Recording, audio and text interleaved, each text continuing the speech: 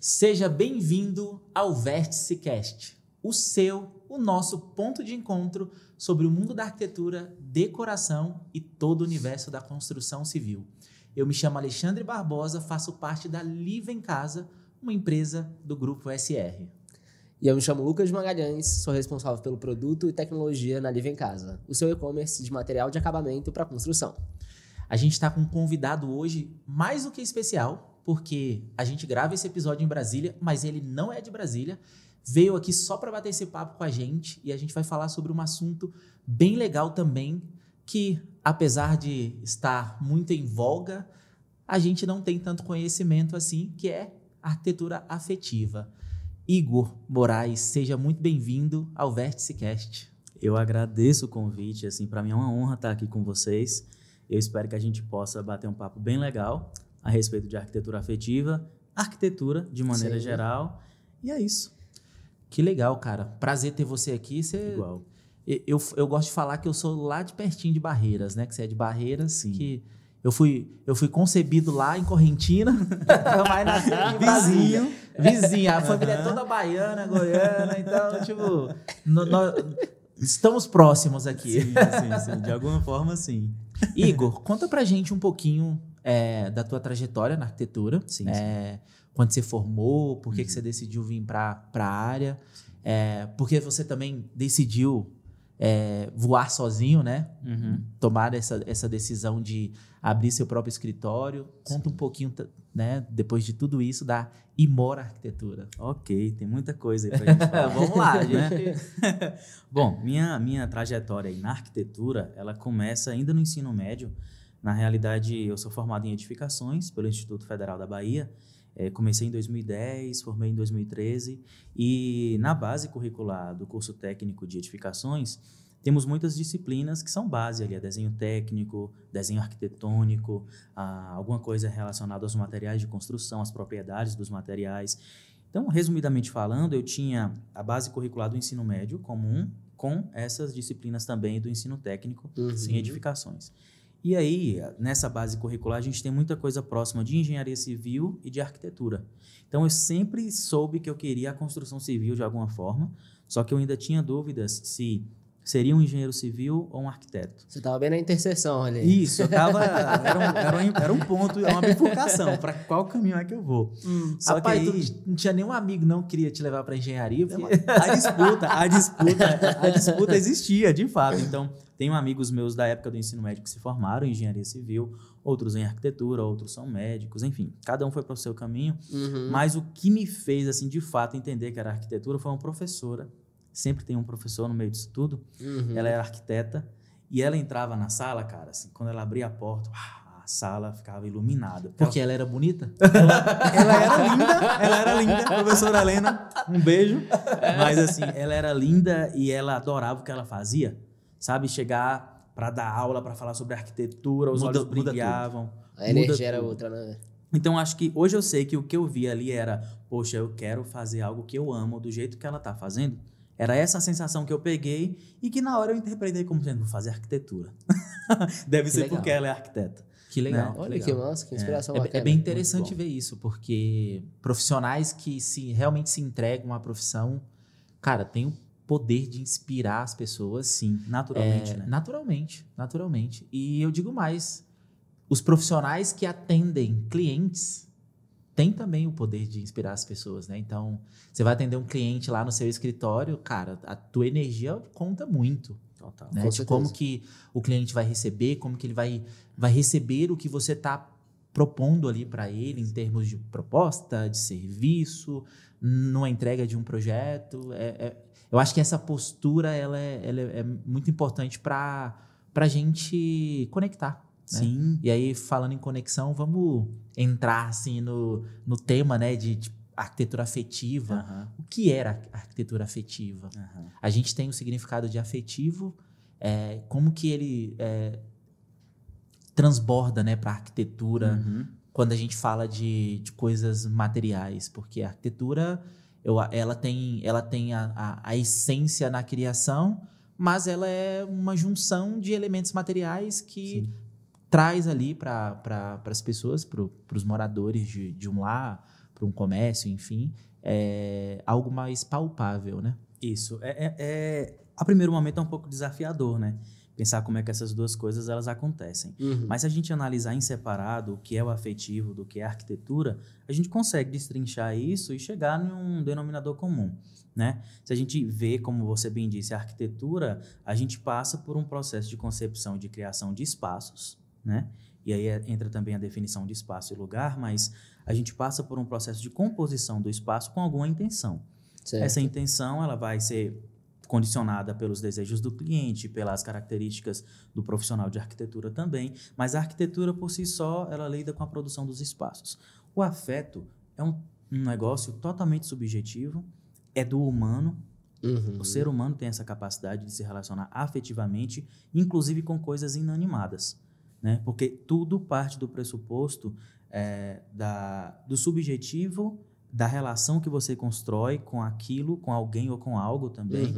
Então, se a gente for poder juntar essas duas pontes aí de arquitetura afetiva, a gente está falando de uma arquitetura que ela é pensada e ela é formatada para fazer sentido para quem vai utilizar aquele espaço, de modo que esse espaço se torne um lugar.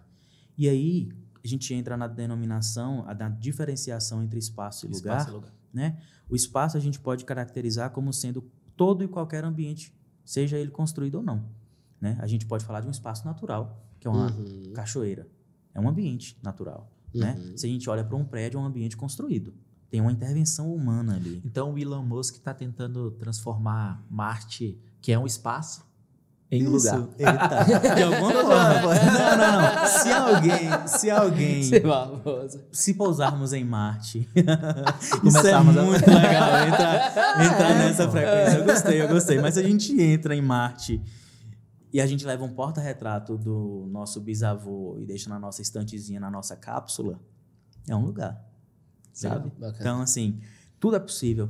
Então, você atribui significado e sentimento àquilo que pode ser construído ou não, e a partir desse momento ele se torna um lugar para você, dentro da tua ótica, do teu mundo ali criado, né? Então a gente deixa essa escala coletiva e passa para uma escala muito individual. Vamos entrar na poesia. Sim. Um espaço só se torna um lugar quando eu o alimento de objetos? Eu não diria de objetos, mas se esses objetos, na realidade, não são quaisquer objetos, né? Esses objetos, eles precisam ter memória. Eles precisam te fazer lembrar de algo ou de alguém ou de alguma coisa que você viveu. Objeto por si só, ele não transmite. Ele não é capaz, ele por ele, né? Depende sempre do interlocutor, depende sempre da pessoa, né? Então, até esse copo de água, a depender de como que seja a experiência da pessoa com esse... esse copo tinha um igual na casa da minha avó.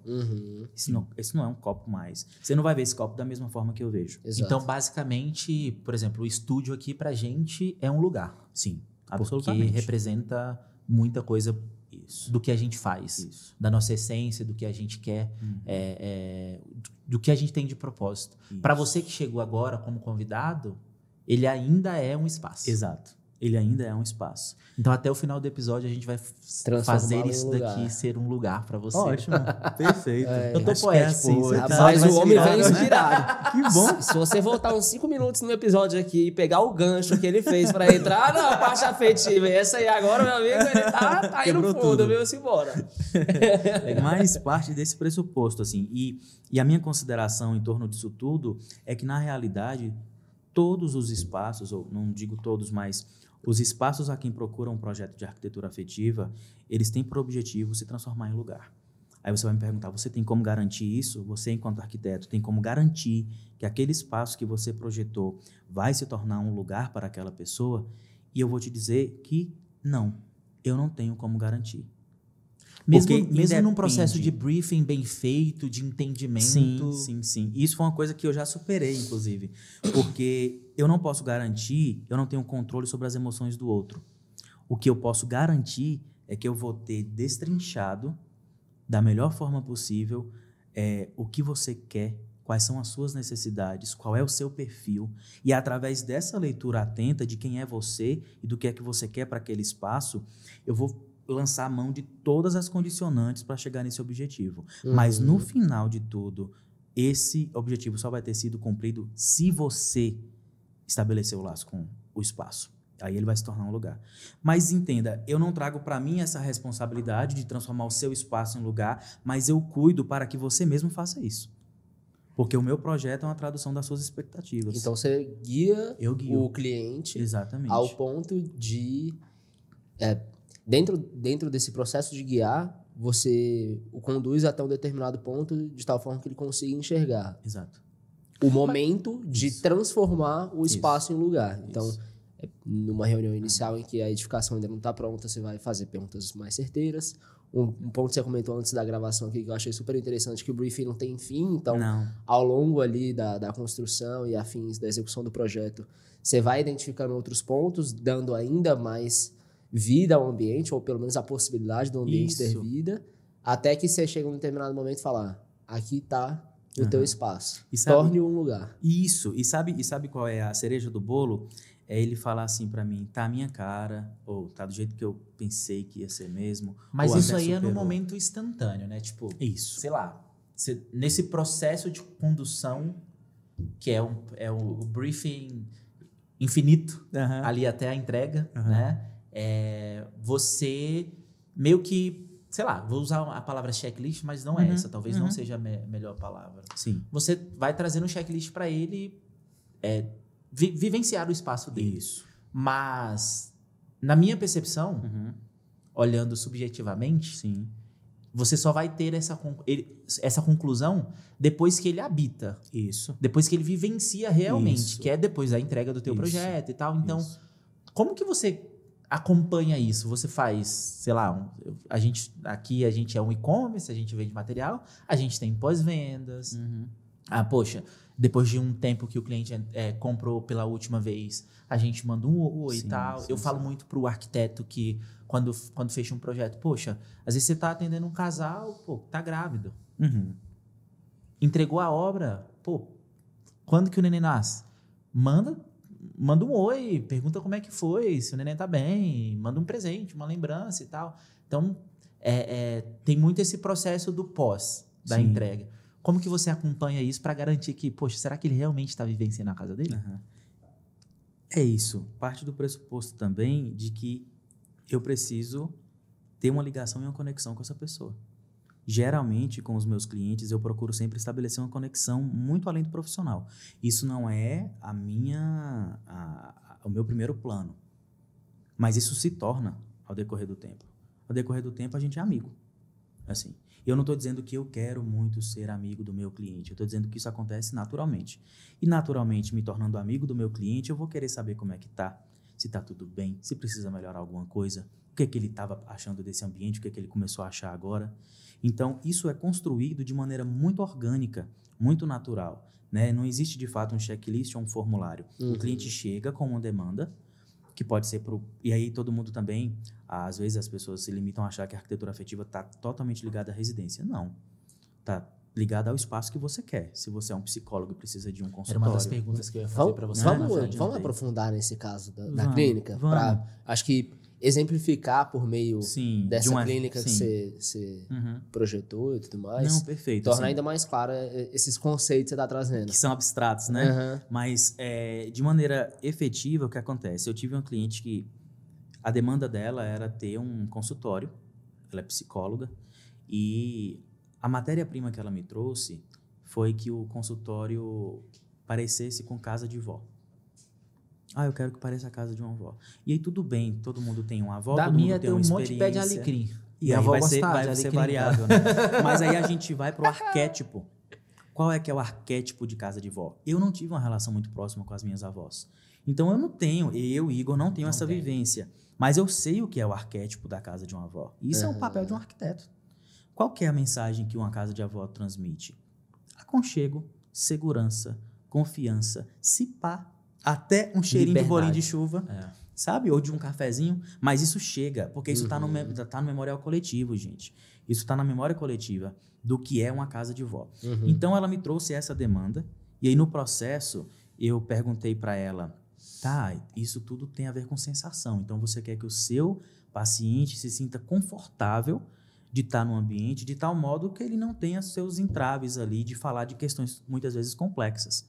Né? O processo de terapia é um processo muito intenso e denso, e se a gente não tiver um espaço que faça essa pessoa relaxar e fluir, isso acaba atrapalhando um pouco o processo terapêutico. Né?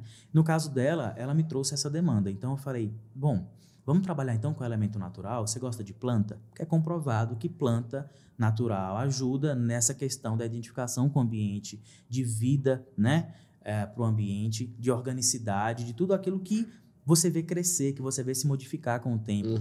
Né? Não é parado e estático, está em movimento, é dinâmico. Adoro planta, então vamos usar bastante planta. Texturas, tecido, como que você gosta? Eu gosto muito de macramê. Eu trabalho com macramê, ela é uma artesã, gente, no final das contas, e eu digo porque esse é o nosso primeiro contato, e aí a gente vai estabelecendo conexão, a gente vai conversando sobre o projeto, aí eu descubro que ela é artesã, eu absorvo isso, porque eu começo a mandar para ela algumas peças, perguntando se ela sabia confeccionar. Imagina ela confeccionar a própria peça que vai estar na clínica dela. Isso tem um símbolo muito forte para ela, né? Então, sabendo disso, eu trouxe ela para dentro do processo, ela trabalhou muito comigo nesse processo, trouxe um estudo de cores, de quais cores seriam boas para a pessoa, para estimular nos níveis corretos a cognição, para não ficar estressada, ao mesmo tempo também que não fique sem o impulso ou sem a vontade de falar sobre. Deixa eu fazer uma pergunta. Pode perguntar. Esses elementos traz para ela esse sentimento, porque ela vai estar ali. Sim. Ela vai ser a profissional que vai estar na clínica dela, ela vai estar ali. Todo dia. Mas qual que é a diferença no caso, eu estou especificamente falando de ambiente comercial. Sim. Qual que é a diferença de usar conceito de afetivo para quem é dono, para quem vai estar lá e para quem vai vivenciar enquanto cliente. Vivenciar um momento, sei lá. No caso dela, eu vou ter 10 sessões com ela. Sim. Talvez eu não curta macramê. Sim. E não seja interessante. Isso. No caso de ambiente comercial, como que é feita essa diferenciação do estudo? A gente vai para o que é macro. A gente tem um conhecimento que é macro, do que os elementos naturais eles compõem bem o ambiente, que as texturas elas compõem bem o ambiente, que a ergonomia para o ambiente influencia, que a iluminação indireta ou a iluminação de 3.000 e 2.700K, ela também condiciona a gente a um relaxamento. Então a gente vai para esses níveis, mas que não tem erro, que são coringas, né? Então se a gente tem são símbolos comuns para a arquitetura, aconchego, que traz descanso, que traz relaxamento. Se a gente for analisar, se a gente for analisar fast food, hoje eles já estão nesse momento de trazer luz amarela para dentro deles. Antes não era comum luz amarelada em fast food. Porque o objetivo do fast food antes nunca não era comum preto, antes né? não era comum preto. Então era sempre super estímulo. É super estímulo. É super cor, é super brilho, é super luz. Porque isso não faz você querer ficar no ambiente. E o objetivo é esse. Você come e vai embora. E isso não é ruim e nem bom. Isso é um objetivo que foi estabelecido. Não há um julgamento em torno disso. Sim. Mas a partir desse ponto que a gente pode usar de elementos para fazer com que as pessoas demorem pouco em um lugar, a gente também pode usar de elementos para fazer com que as pessoas se sintam muito bem fisicamente, neurologicamente. A gente consegue fazer isso através da arquitetura. E a arquitetura afetiva é isso. Porque a arquitetura afetiva não está ligada necessariamente a um elemento arquitetônico. Ela está ligada à sensação que esse espaço vai provocar no usuário. E aí, se eu quero um restaurante e eu tenho uma pegada rústica, o que eu posso fazer dentro desse mood boarding com pegada rústica? Quais são os elementos que eu vou escolher para trazer essa afetividade para um ambiente que é comercial? Sim. Né? Então, como é que vai ser esse assento? Como é que vai ser essa mesa? Quais são os elementos que vão ter nessa iluminação? A iluminação ajuda demais isso. A iluminação é uma coisa totalmente cênica. A gente consegue transformar um ambiente só com iluminação. Sim. Né? Então, assim... É subvalorizada, né? Total. Assim, a gente consegue, de fato, transformar um ambiente com iluminação. Com certeza. Né? Então, assim, nesse processo é comercial, é para todo mundo. Certo. Eu não consigo atender todo mundo ali. Então, eu vou para esses macros, que é o que eu estou te dizendo. E eu acredito que ela, dentro desse processo que você estava comentando, então ela curte ali a relação com as plantas, curte a relação do artesanato, macramê e afins.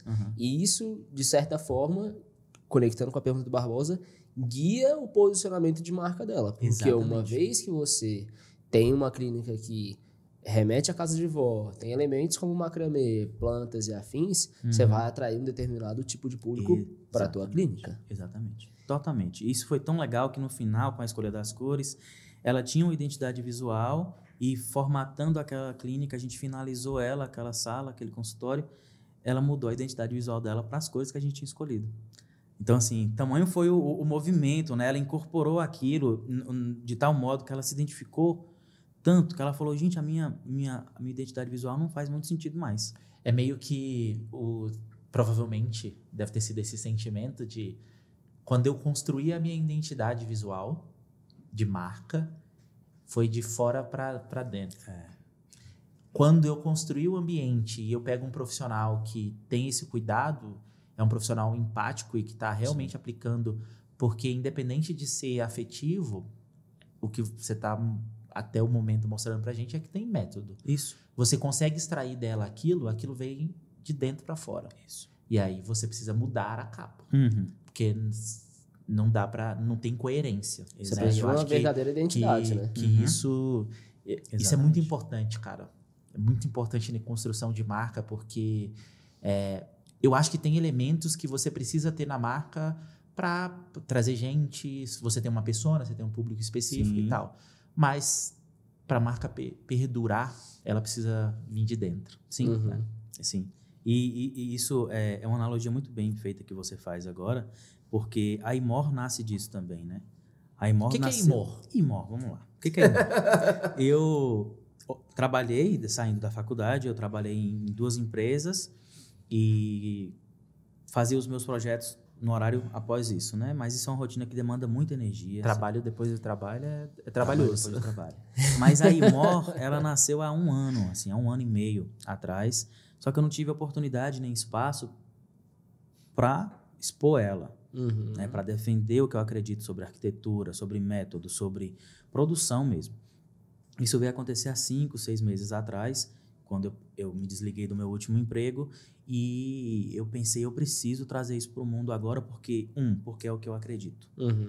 Eu não conseguiria viver a minha vida toda trabalhando em algo que eu não acreditasse, porque isso é muito maçante. A gente passa muito tempo trabalhando e a gente precisa, de fato, buscar meios de trabalhar com o que a gente gosta. Perfeito. Se realizar nessas 8 horas, né? Deixar que a nossa vida aconteça também nelas, não nas outras horas que você não está trabalhando. Até porque ela acaba transbordando em 10, 12, 14. Isso. Desde que você esteja ali a fim de fazer o que Exatamente. você se propõe a fazer. Isso é tão verdade que Eu assim, gosto de... Cara, sobre esse conceito aí, a gente tem um valor na empresa e algumas pessoas realmente não entendem, assim, sabe? Quando a gente fala trabalhar com o que gosta, não significa que tudo que a gente faz, a gente vai gostar. Porque provavelmente você não gosta de sentar a bunda na cadeira e fazer o executivo, entendeu?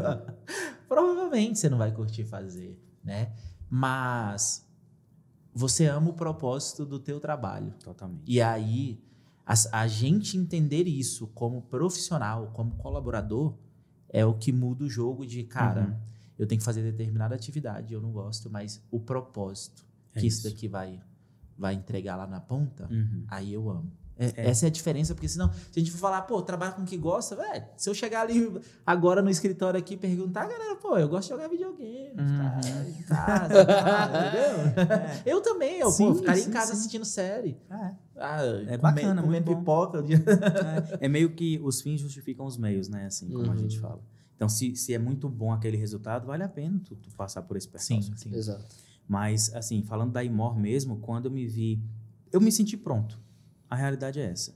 Eu me senti pronto para montar o meu escritório, para falar da minha marca, do tipo de arquitetura que eu produzo, e tive que ter coragem. A gente tem que ter coragem, sabe? Então, eu estou num mercado... Quais os pontos que você acha que você teve que passar ou meditar sobre para você chegar nessa conclusão de que você estava pronto? Porque eu faço até a pergunta porque, cara, muito estudante escuta a gente. A gente aqui na empresa, a gente tem visita guiadas com universidades, alunos, né, de universidades. E seria legal esse entendimento. Sabe? Quando eu estou pronto para... Tem o ditado, né? Comece e depois fique bom, mas quando eu me sinto pronto realmente para, deixa eu largar aqui e viver meu propósito, né? No teu caso, bem claro, para você estava bem claro. Autoconhecimento.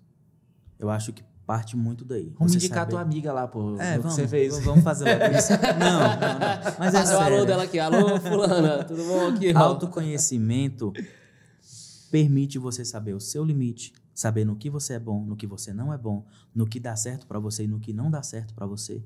E também te permite entender aonde vale a pena gastar energia. Sabe? Isso é chave. Sabe? Então foi aí. Quando eu entendi que, poxa, eu já sei o que eu quero fazer. Eu tenho certeza disso. E eu só sei o que eu quero saber porque eu me conheço. Então, eu sempre fui um cara de escuta muito atenta. Eu fui o cara que estava no ônibus, voltando para casa, e que sentava uma pessoa do meu lado que eu nunca vi. E isso não aconteceu nem uma, nem duas, nem três vezes, não. Era muito comum isso acontecer. A pessoa estava do meu lado e começava a desabafar. Mas não me conhecia. Mas hoje minha esposa. Mas hoje meu marido. Mas hoje aconteceu isso com meu filho. E eu ouvia. No que eu podia aconselhar, eu aconselhava. No que eu podia ajudar de alguma forma, eu ajudava. Então, poxa, a escuta atenta nesse mundo tão corrido é uma coisa que já está aqui. É um diferencial. Já está aqui, sabe? Eu não preciso buscar um curso para aprender a escutar atentamente. Porque, graças a Deus, eu já nasci com essa característica. Agora, tem N outras características que eu preciso aprender. Não vieram naturalmente comigo, mas eu peguei o que veio, me entendendo do que é natural, do que veio com essa facilidade, que é essa escuta atenta, que é empatia, que é entender o mundo do outro. Já tratei em terapia. Eu preciso ser terapeutizado para lidar com arquitetura afetiva. Não tem como não ser um cara terapeutizado, né? Mas eu preciso. Se eu dizer para você que eu estou fazendo isso, eu preciso minimamente fazer isso comigo. Sim. Né? Isso é uma questão de responsabilidade profissional. Né? Exatamente. Quase. Então, assim, partindo desse ponto, eu entendi o que eu queria trabalhar. Eu precisava dar um nome para isso. E aí veio a arquitetura afetiva. Porque eu realmente quero entender o que esse cara tá pensando, sabe? Eu realmente quero entender como eu posso ajudar ele. Isso impacta no fluxo do teu trabalho, da tua entrega, você pegar um cliente que é mais fechado? Impacta. Tu demite o cliente? Se não posso. Mas, cara, se ele me procurou, eu não posso demitir ele, não. Assim, ontem mesmo eu atendi um cliente, eu estava aqui em Brasília, né? E aí esse cliente me mandou mensagem às 18h30. E aí eu atendi, eu fiquei em ligação com ele, a gente conversou até às 7 e pouco. Porque eu tinha apresentado um projeto que ele tinha validado e aprovado, só que foi naquele momento assim, poxa, o arquiteto que falou que é bom. Então tem que ser assim. Só que ele viu que eu sou um cara mais flexível. Ele falou, Igor, seguinte, aquela iluminação do closet... Rapaz, assim, né? Ele conversou com a mulher, certeza, a mulher. Meu amor. Como é que eu vou? Isso aqui não é que eu vou. Mas, eu tava achando que talvez a gente pudesse utilizar outro tipo de iluminação. Eu falei, claro, não, vamos mudar então. Mas já aprovou, não tem problema não, a gente vai mudar. A gente ainda não comprou. A gente já comprou? Mesmo que tivesse comprado, não dava trocar. Mas eu falei, não, tudo bem. Então vamos trocar. Ele, sério? Ali vem casa troca, pô. E ela entrega lá em Barreiros. Show de bola, tá vendo? Mas aí eu passei isso para ele e aí eu fui entender. Eu entendi que ele entendeu que ele poderia ter essa abertura. Boa. Sim. Então, na realidade, eu tô conhecendo esse cara agora. E eu já fiz o projeto. Vocês entendem isso? Sim. Então, o que eu fiz? Entendendo que ele entendeu isso e confiou em mim para isso, eu falei, vamos aqui. Vamos fazer uma lista, ponto a ponto, do que você acha que a gente consegue alterar para você. O forro da garagem, acho que a gente pode alterar. Pô, vamos cá, então. O que mais? Não, tá tudo... Não, o que mais? O que tem mais aí para falar? Acho que a iluminação ali da cozinha também a gente pode alterar. Bom, beleza. E aí, assim, qual que é o limite disso? Porque também as pessoas podem entender que, vai fazer do gosto. Não, não é isso. O que é técnico, é técnico. O que é função. Então, as questões que ele levantou que impactavam diretamente na funcionalidade, eu fui claro em dizer, a gente não pode fazer dessa forma. Porque você vai fazer um investimento que vai se perder. Sim. Então, a gente precisa ter muito essa consciência de que existe um limite né? Porque essa é a minha responsabilidade enquanto técnico. Eu sou arquiteto, eu tenho conhecimento técnico sobre materiais. E o que eu não tenho, eu procuro saber para ter, né? Então, assim, o que atinge isso, aí eu já não posso, eu realmente não posso recomendar de maneira alguma. Sim. Agora, o que eu sei que tá muito mais ligado ao estilo da pessoa, ao que ela deseja e à minha capacidade de harmonizar as coisas com isso, com a matéria-prima dela, eu vou fazer. Perfeito. E foi o que a gente fez ontem. Então, a gente fez uma lista de coisas que vamos alterar. Falei, olha, fizemos essa lista aqui, a gente vai fazer essas alterações e se você encontrar alguma outra coisa, você me avisa. Estou aqui disponível. Tem um limite dessas Era a pergunta que eu tava na mente. alterações, assim, porque quando a gente olha...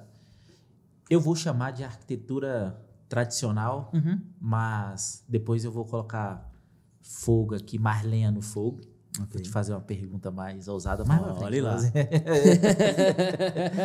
Mas quando a gente olha para os escritórios, né, a forma que projeta, o estilo de contrato... Até pensando na hora de trabalho, né? Você tem uma limitação, né? Você tem uma limitação e é necessário que tenha. de alteração, porque dependendo das etapas, essas alterações impactam em outras etapas que, cara, é uma hora. Isso tem custo, né? Quando você traz o cliente para dentro do processo, ele vai entender sobre isso. Ele vai entender sobre isso. Ele vai entender que a obra dele está andando e que semana que vem vai ter que entrar com forro. Sabe? Se ele está dentro do processo, ele vai entender que o limite dele chegou. Ele vai entender que essa obra precisa andar. Ele vai entender que isso precisa soltar. Sabe? Então, quando ele está dentro do processo, é dele, cara. Ele tá se importando tanto quanto você para isso. Sabe? Então, assim, ele sabe que se ele alterar agora, vai demandar mais tempo.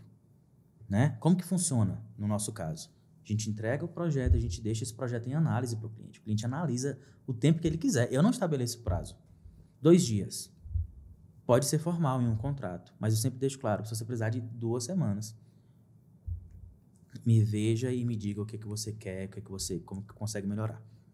A partir disso, que foi o que aconteceu, porque eu vi que esse cliente específico ele precisava de mais espaço, ele precisava de mais tempo para se sentir à vontade, para se sentir confiante, para dizer que ele não gostou de algo que eu fiz. Eu não vou desconsiderar isso agora, porque eu sei o histórico desse cara. Sim. Então eu não vou falar assim, não posso. Quando a gente olha pela ótica aí da eficiência, provavelmente deve surgir o sentimento de crítica em relação a, porra, mas tu vai refazer a parada, vai voltar tudo. Provavelmente outras etapas do projeto já avançaram, você vai ter que editar esses vários documentos e tal. Mas, do outro lado, existe um ponto que dentro da operação pode fazer total diferença, que é o não alcançar volume, mas sim sempre a qualidade. Exatamente. Em que você não vai ter um fluxo enorme de projetos, justamente para que os poucos que estão lá dentro consigam fluir exatamente dessa maneira que você está comentando. Sim. Que é literalmente a visão de gestão sobre esse diferencial, né? Então, conectado com essa visão, o formato de gestão também precisa estar bem alinhado para que no dia a dia isso rode bem, para que você e as pessoas da tua equipe consigam ali trabalhar de forma que as entregas sejam feitas, que o trabalho flua com qualidade, mas que do outro lado também você não fique meio que com a sensação como se fosse de culpa, né? Ou de, eu queria que meu escritório crescesse mais, que a gente conseguisse isso e aquilo. Então, foi uma definição pré-feita, vamos chamar assim, né? Feita previamente, para que no decorrer das obras, dos projetos, você pudesse fazer isso com tranquilidade. Foi esse o processo que você viveu, de fato? Foi. Bem verdade, quando você pega hoje, você compra passagem aérea, você pode pagar uma taxa para ter mais tempo para poder cancelar. E, na verdade, isso precisa estar no custo do trabalho. Exatamente. Então, assim, se é uma decisão, o escritório funciona assim, cara, tem que ter um custo maior para o cliente, para você proporcionar essa flexibilidade maior, né, para o cliente. Mas voltando para a subjetividade... Gostou da poesia. Barbosa é um poeta aí, para quem ainda não sabe.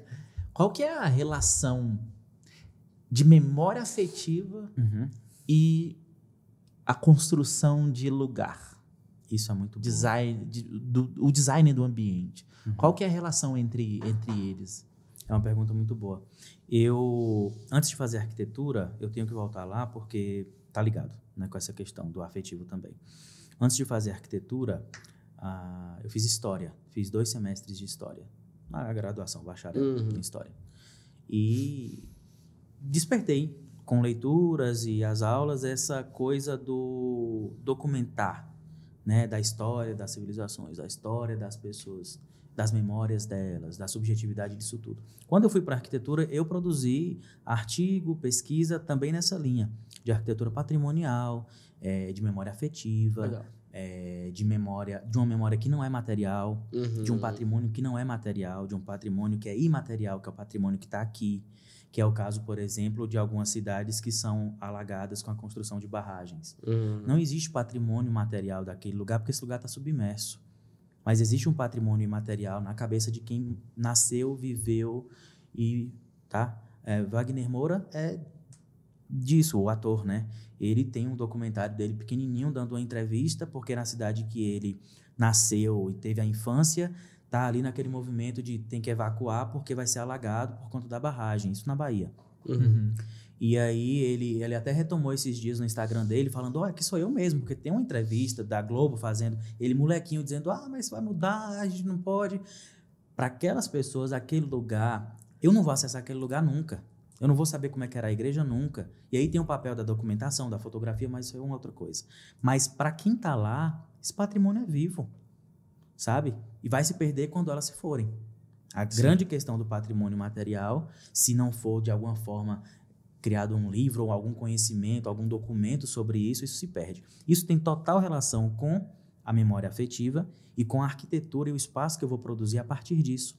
Porque se eu entendo, se essa pessoa se abre a ponto de falar de algumas coisas, poxa, a minha avó fazia isso e isso, a minha mãe trabalha com isso, o meu pai...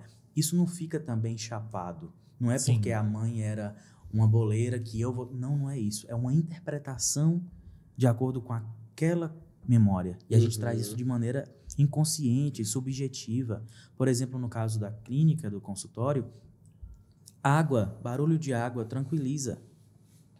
A gente colocou uma fontezinha discreta, que o paciente nem via que ela estava lá.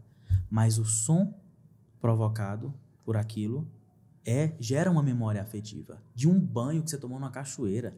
Tem diferença desses elementos um pouco mais natural? Porque tem a aguinha lá e fazendo barulho, do que, tipo, se eu tivesse um Alexa no ambiente e colocasse... Reproduzindo o negócio. E reproduzindo o mesmo som. A diferença existe, mas a gente tem que lidar também... O cérebro não vai entender, se é Alexa natural ou se é o natural. Isso, e fisicamente isso não acontece, cientificamente isso não acontece. Mas visualmente existe um impacto, né? E existe também a percepção sobre. Então, assim... É muito melhor que um Alexa esteja reproduzindo um barulho de água. Se você... Não é barulho de água, é porque o barulho está sempre associado a alguma coisa que é ruim. O som, né? O som da água é 1000 vezes melhor que a Alexa esteja reproduzindo o som da água, se você quer que aquele ambiente transmita aquela sensação, do que não ter. Perfeito. Isso. Sabe? Porque é a construção da atmosfera, da coisa em si, né? E aí entra a arquitetura cênica também. Né? A arquitetura cria cenário, a gente cria cenário, a gente tem a capacidade de criar cenário. O que eu quero? Tanto que no software de edição, de layout, você cria cenas. Sim, né? Exatamente. Cada fotografia se chama cena, inclusive. Sim. Então é a cena que você produz. Então qual é a sensação? E a gente está muito ligado ao campo visual. Então a arquitetura, quando a gente fala de arquitetura, a gente vai muito para o olho, para o olhar. A gente consegue identificar proporção, ritmo, equilíbrio, cor, textura, mas a gente esquece do olfato, a gente esquece da audição, a gente esquece do tato. Isso tudo é arquitetura também. Então, assim, se você chega em um ambiente que ele produz determinado som e desperta determinada sensação em você, isso é arquitetura, sabe? Se o toque da almofada, ou da superfície da madeira, ou do assento que você está, tem determinada característica, isso também é arquitetura. E a arquitetura afetiva também está preocupada com isso. Porque ela está preocupada com isso e com o que faz sentido para você. Minha avó, ela fazia... como é que fala o nome? Esqueci. Fuxico, que é aquele retalho trançado. Você pode nunca ter visto sua avó fazer. Você só soube que ela fazia. Mas no momento que você coloca uma almofada que tem essa... Você fala, minha avó, cara, minha avó mexia com isso aí. Sabe? Então, assim, é uma viagem, eu sei, que é uma coisa meio abstratona. É a mesma relação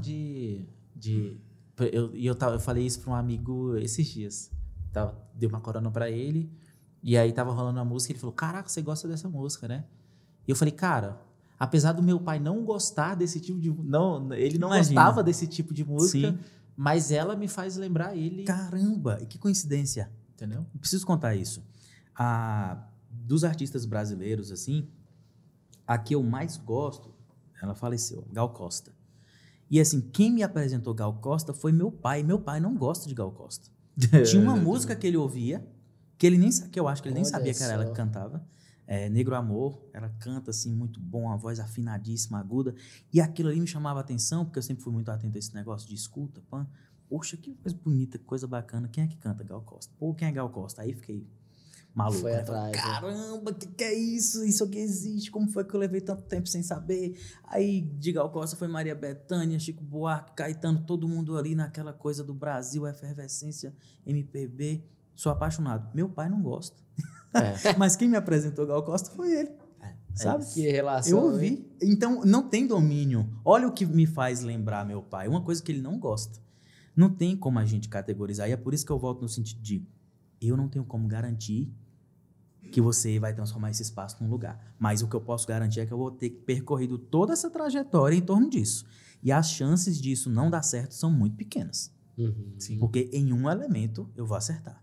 Sim. Sabe? Legal. Então é uma construção mesmo. E aí a Imor nasce bem nessa vertente. E aí Imor, para falar do nome, né, como você tinha me perguntado, eu queria algo que remetesse a amor, porque é um sentimento universal, e não é o amor romântico da poesia, que a poesia é boa também, mas não é o amor romântico do cara que envia uma... Não é desse amor, não. Eu estou falando do amor universal, que é desse sentimento de se identificar com o outro, sabe? De identificação, está muito mais ligado conexão, à identificação, né? E à conexão. E aí eu pensei nesse nome, nesse amor mesmo, e o meu nome é Igor, meu sobrenome é Moraes. Falei, poxa, deu certinho. Acho que é uma era boa. pra ser isso mesmo. Vamos colocar a Imor aqui e vamos completar com a arquitetura afetiva, que é o que eu acredito e o que eu quero produzir. E tá aí. Cara, como que a gente consegue incorporar a arquitetura afetiva, seja num projeto novo, você falou, né, a gente tá caminhando e você trouxe vários pontos aí que a gente pode usar, mas como que eu posso incorporar? Sei lá, vou talvez fazer uma pergunta melhor aqui, reestruturar. Me diz. A gente ficou 2 anos de home office. Foram 2 anos? Sei lá. Foram tempos de muito trabalho bons, mas eu prefiro estar no escritório. Aí eu vou chegar nisso. A gente não ia conseguir ficar tão longe, Barbosa. Cara, lá na minha casa, eu tinha um espaço, tive o privilégio de ter um espaço legal para trabalhar, onde eu fui aos poucos organizando de uma maneira que trouxesse uma sensação de bem-estar para mim. Né? E aí a gente volta para o escritório, só que o escritório estava em reforma. Ele passou por uma reforma muito grande, o prédio. E construiu-se uma nova sala. Certo. Uma nova linha. Uma nova linha. Como que, nesse momento, eu consigo incorporar o afetivo nesse novo espaço que eu não participei da concepção? Construindo. Eu vou dizer como. Nós temos capacidade de modificar qualquer ambiente que a gente está. E isso através de algum item ou com a nossa presença. Porque é a gente que significa a coisa. A gente precisa entender que no centro da arquitetura afetiva está a pessoa. Né? Então, assim, por exemplo, na produção do meu escritório, eu tenho 2 salas. Uma que eu atendo o meu cliente e a outra que eu trabalho. De fato. Produzo, crio. E eu chamo de ateliê.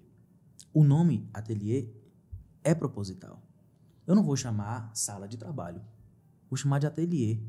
Porque o ateliê ele está ligado com o artesão, ele está ligado com a manufatura, ele está ligado com as coisas que são confeccionadas. É um ambiente lúdico. A gente tem planta, a gente tem cor, a gente tem forma, a gente tem cheiro, e tudo isso foi pensado para ser dessa forma mesmo. Perfeito. O ambiente do meu cliente, não.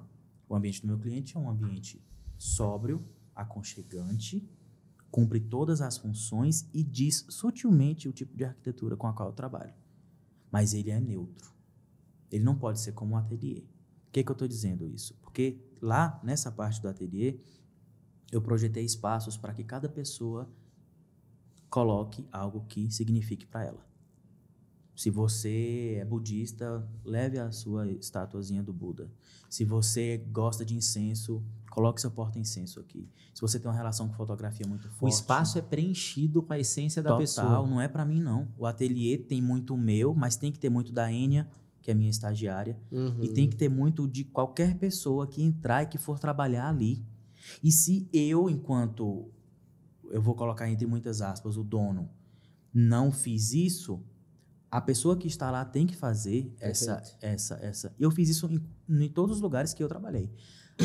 Na primeira empresa que eu trabalhei, eu pedi licença e eu falei, Moema era o nome da minha chefe, eu posso trazer determinados itens para cá? Porque eu vou passar 8 horas aqui. Eu preciso estar com alguma coisa que eu me sinta em casa. Então, eu sou fã de Cavaleiros do Zodíaco, o desenho. Certo. Pô, então, da minha época, então, velho. Eu desenhava, caracas. Eu aprendi a desenhar ali. Mas aí depois eu larguei. Foi. Mas então, aí sempre você começa a namorar, aí você larga essas coisas. Tá certo, né? Então você evoluiu. Você avançou. Se eu ficasse só no Cavaleiro do Zodíaco, falou. Mas eu levei. Me deram de presente uma caneca, eu levei ela, pã, levava. Uma imagem, sou católica, uma imagem de Nossa Senhora, deixava ali próximo. Que legal. Sempre fui fazendo isso. Quando fui para outra empresa, a mesma coisa. Então, eu preciso chamar para mim essa responsabilidade também. De, poxa, se eu tô aqui e eu ocupo esse espaço tem que ser agradável para mim, sabe? Eu tenho que ficar, confortável aqui onde eu tô. Eu vou sentar aqui todos os dias, eu vou abrir o computador, eu vou trabalhar e eu não vou ter nada para, um respiro, para que me conecte comigo mesmo, porque senão a gente entra, irmão, em um negócio que nem a casa da gente está parecido mais com a gente. Sim. Se a gente não tiver esse cuidado, por isso que parte do lance do autoconhecimento. Se eu não tiver esse cuidado em cuidar de onde eu estou, fazer as coisas da maneira como eu acho que são feitas, eu não posso esperar isso do outro. Então, você acredita que esses espaços que a gente ocupa, eles acabam se tornando uma extensão de quem a gente é? Absolutamente. Absolutamente. E assim, isso é comunicação não verbal. Sabe? E eu tenho muito isso. Assim, a maneira como você se veste, a maneira como você se porta. E eu não estou aqui entendendo que eu vou catalogando as coisas e pré-julgando, não. A minha análise ela é totalmente sem fins de julgamento. É para percepção e observação, é para entendimento. Sim. É para entendimento da pessoa, né? Então, eu consigo entender se o meu cliente é mais ansioso, se ele é mais calmo. Eu consigo entender se o meu cliente é mais X ou mais Y, através da conversa que eu vou ter com ele. Através das coisas que ele me conta, que ele acha que ele nem tá me contando aquilo, mas ele tá. E a comunicação não verbal, você pode... Mas você usa um método para isso? Tipo, sei lá, tem análise de perfil. Sim. Tem rapport, tem um monte de coisa. O quanto que essas ferramentas, vou chamar assim, elas ajudam nesse momento? Elas ajudam, eu diria que 50%. Porque elas trazem método, como você bem disse. Então, a gente entende que se alguém se comporta dessa forma, muito provavelmente isso aconteceu, ou acontece, ou ela vive essa dinâmica. Mas os outros 50% é da conexão que você vai estabelecer com essa pessoa. Porque ela pode ter uma mesa super desorganizada e aquilo ser reflexo só daquele dia. É o Lucas. O Lucas é tudo assim. Lucas. Foi mal. Oh, meu Deus do céu, bicho. Vai lá na minha mesa pra tu ver. Tá tudo bonitinho lá. Mas aquilo pode ser só daquele dia. Se eu tiver oportunidade de conviver mais com aquela pessoa, no outro dia a mesa vai estar um brinco. Sim. Né? Isso é uma análise é um exemplo bem... No caso do Lucas, por 10 minutos. Como é que é? Vai estar arrumado por 10 minutos. Entendi. Não, mas existe comunicação não verbal, de fato. Sim. E assim, se você está preocupado em tornar um ambiente de trabalho como o seu lar, sua casa, isso vai trazer um benefício muito grande para você. Sério.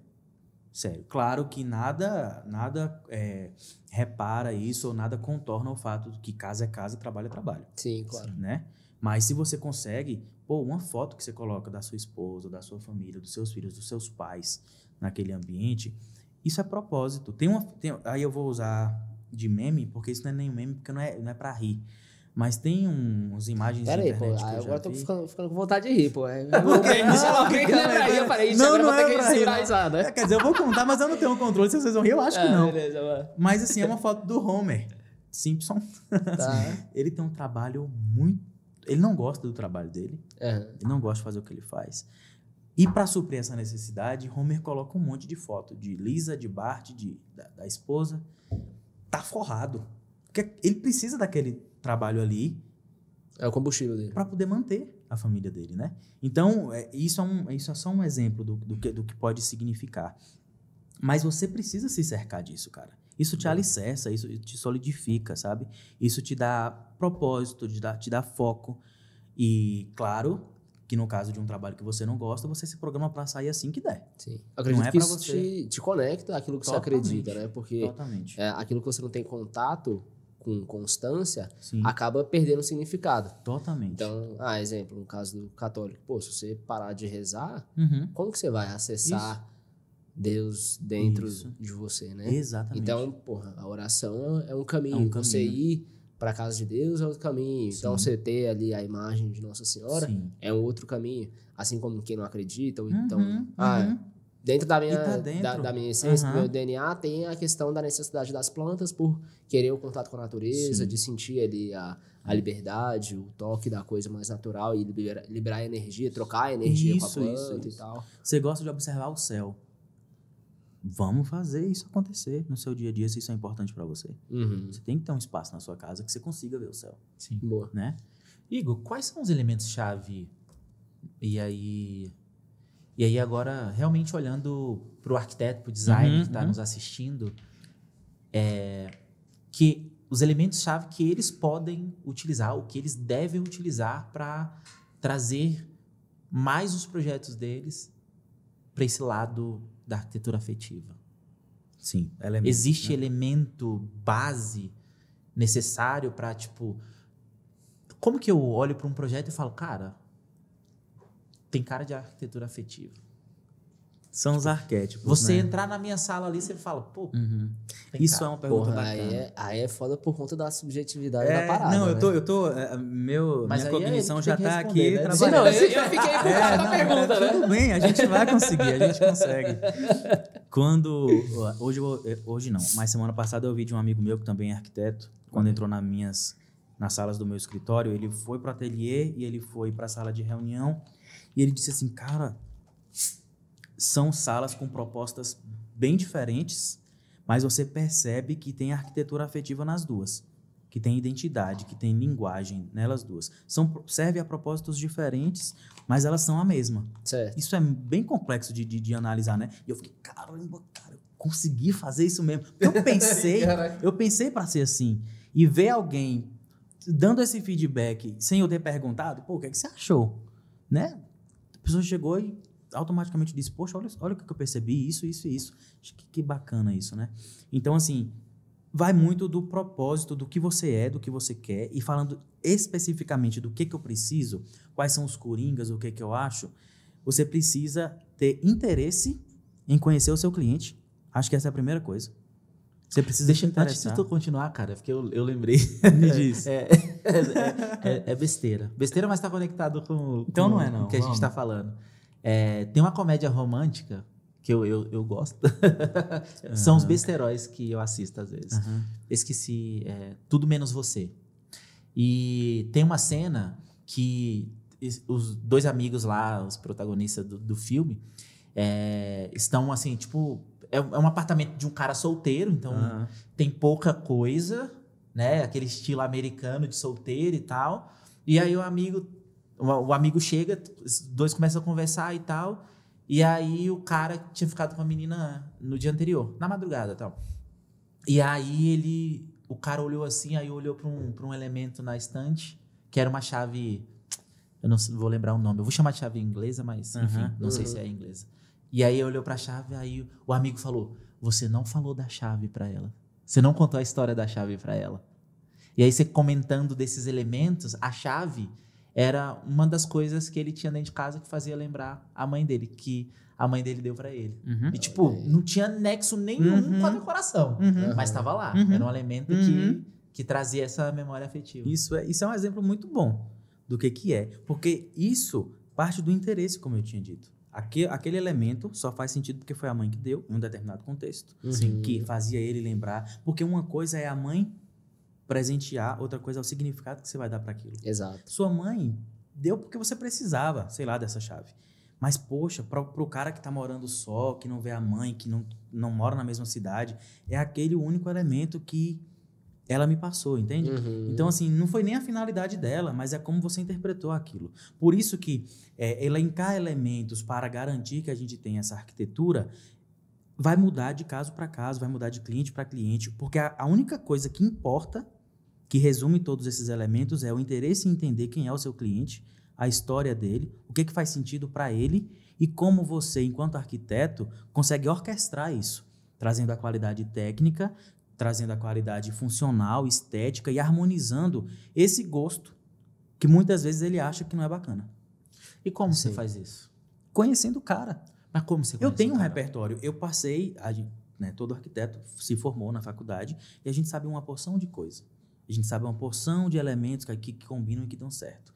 A gente aprende ritmo, a gente aprende proporção, a gente aprende iluminação, a gente aprende cor, a gente aprende textura, a gente aprende forma. A gente aprende é um catatal de coisa que você aprende, que só faz sentido se você tiver matéria-prima para poder usar ela, sabe?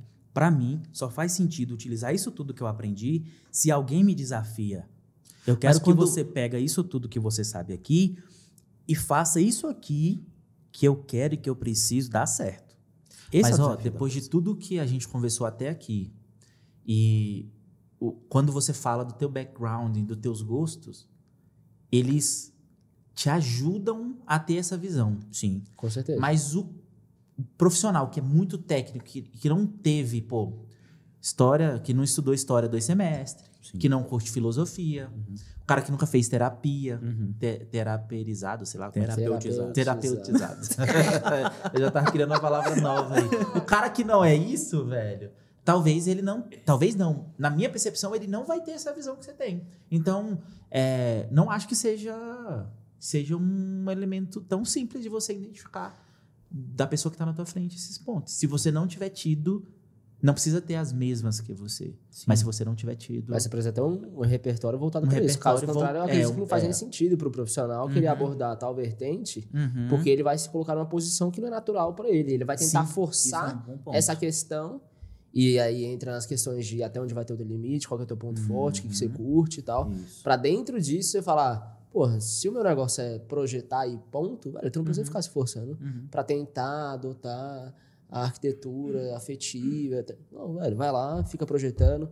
Provavelmente você vai trabalhar para um escritório, mas você vai ser feliz assim, porque ninguém vai te cobrar por outras coisas, vão te cobrar por aquilo que você julga ser bom. Ao contrário da pessoa que tem um repertório voltado para psicologia, gostar do tema, entender um pouquinho sobre e conseguir aplicar isso. Sim. Pegar elementos como, por exemplo, num dos episódios passados que a gente gravou, a gente abordou muito a questão do rapport, né? Que parece ser muito simples. Eu vou fazer a técnica do espelhamento aqui. Tô vendo aqui que o Igor tá assim, deixa eu aos pouquinhos chegar aqui. Porra, não é só isso, velho. É muito além disso. Você vê que termos ele utilizou. Então, em determinado momento, o Igor utilizou o CIPAR. Daqui uns 10 minutos eu vou falar CIPAR também, porque isso vai gerar identificação. Velho, você precisa ter um nível de detalhe muito grande para conseguir atuar com isso. E se não for natural, eu acredito que não rola. Sim.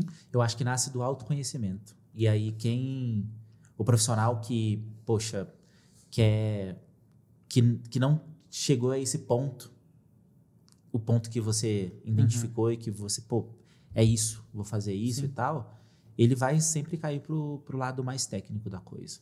E talvez o foco dele deva ser realmente, cara, vou fazer projeto para quem quer a estante é bonita, o sofá bonito, a TV grande e ponto final. Eu sei, eu tô generalizando no sentido de não é só isso, né?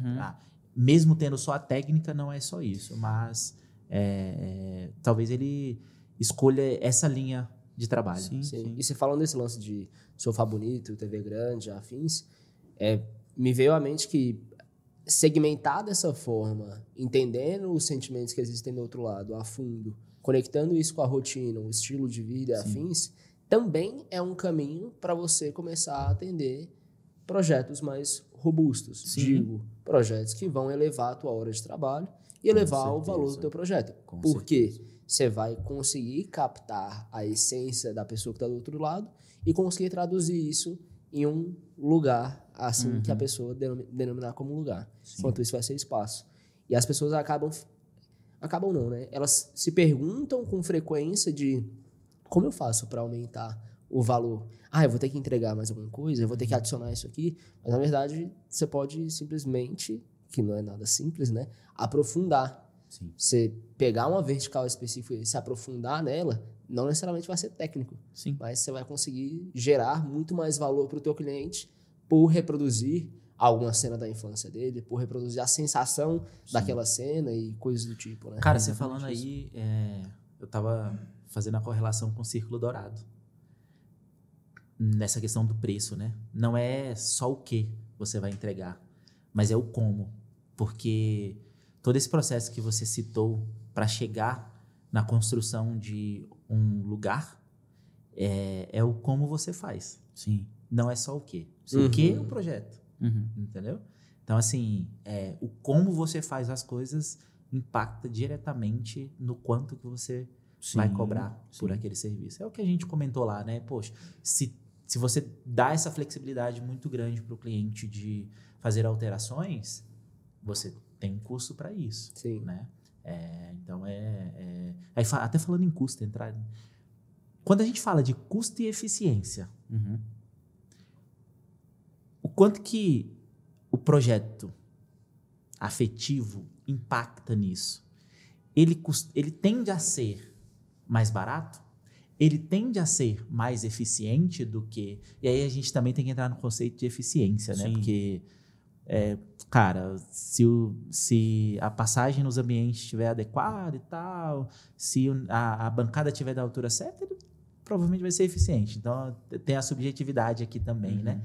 Mas olhando para custo e eficiência, assim, o quanto que um projeto... Eficiência da execução ou eficiência do uso da entrega, ambiente? Do uso, da vivência do espaço, né? Tá.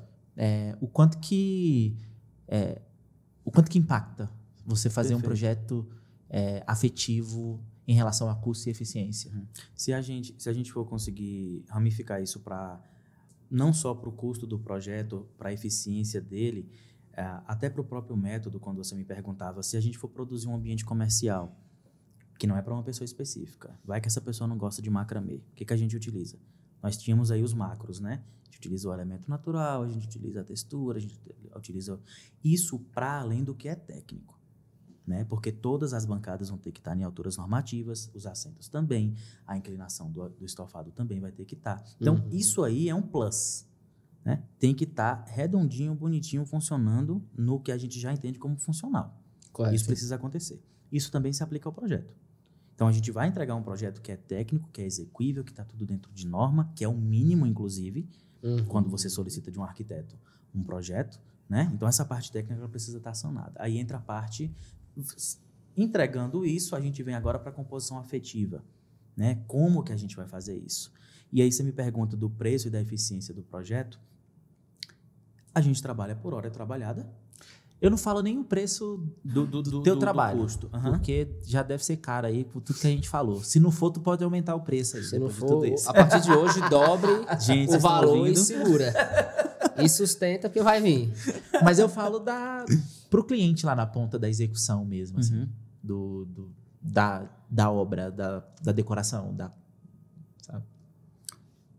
Voltando, o valor dele para isso? Para isso.